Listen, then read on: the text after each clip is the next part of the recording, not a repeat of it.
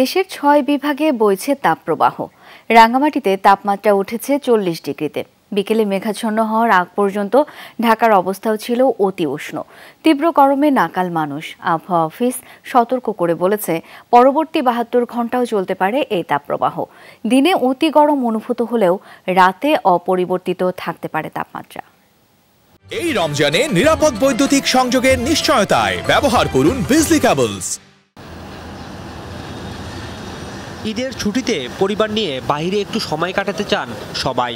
সারা বছর কর্মব্যস্ততা আর যানজটের বিপরীতে ফাঁকা ঢাকায় নিজেদের মতো উপভোগ করাই থাকে উদ্দেশ্য। ঈদ সে সুযোগ এনে দিলেও বিপত্তি তৈরি করেছে গরম। ঢাকায় শনিবার সর্বোচ্চ তাপমাত্রা রেকর্ড করা হয় ৩৭.৬ ডিগ্রি। ঈদের দিন গিয়েছিলাম এক জায়গায়, সেখানেও প্রচণ্ড গরম, আজকে তো আরও বেশি।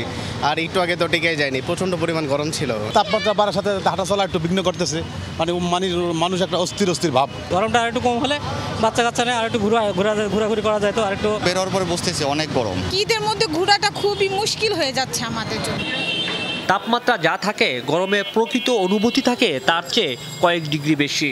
এ অবস্থায় কাউকে কাউকে বের হতে হয় শ্রমের বিনিময়ে অর্থ উপার্জনের জন্য। তারাই পড়েছেন বেশি বিপদে। মারা যায় তো শরীরে একটু কষ্ট হয়, যাত্রী তো আপনার সিজনতে ওঠে না, খুব কম ওঠে, অসুস্থ হয়ে যায়, স্যালাইন খাওয়া লাগে। গরমে তো আর গাড়ি চালান যায় না, গাড়ি চালান লাগে ওই দেখা যায় যে রাস্তায় শরবত খানাকে 10 টাকা গ্লাস, এক গ্লাস খাওয়া তো কিছু হয় না। গরমে কাম কাজ করতে কষ্ট হয়। 5 মিনিট হাঁটতে গেলেই তো মনে করেন গরমের গলা শুকিয়ে যাবো। আবহাওয়া অধিদপ্তরেও নেই খুব ভালো খবর। গ্রীষ্মের প্রথম মাস বৈশাখ শুরু হচ্ছে রোববার। তারা জানাচ্ছে সামনের কয়েকদিন এমনই বাড়তি থাকবে তাপমাত্রা। আগামী ৭২ ঘন্টা ৩ দিনের জন্য আমরা তাপপ্রবাহ একটা অ্যালার্ট জারি করেছি যে আগামী ৩ দিন তাপমাত্রা আরও বাড়বে।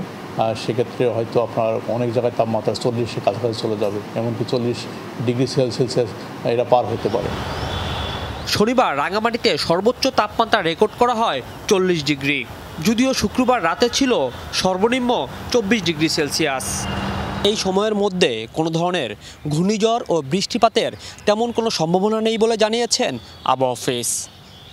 রাজীব আহমেদ, যমুনা নিউজ, ঢাকা।